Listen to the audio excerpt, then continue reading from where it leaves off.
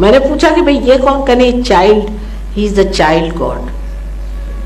तो मैंने कहा किसने बताया आपसे?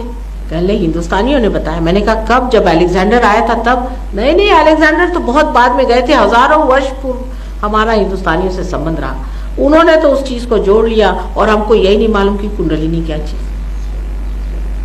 इतना ही नहीं, आपको आश्चर्य होगा कि उसकी जो सीढ़ियां हैं वो भी उन्होंने कहा ये 3.5 है। मैंने कहा क्यों? कहले अथीना की जो शक्ति है वो 3.5 राउंड्स में है, और अगर इस राउंड्स को आप पूरा करेगा तो ये सारी पृथ्वी पर चली जाएगी।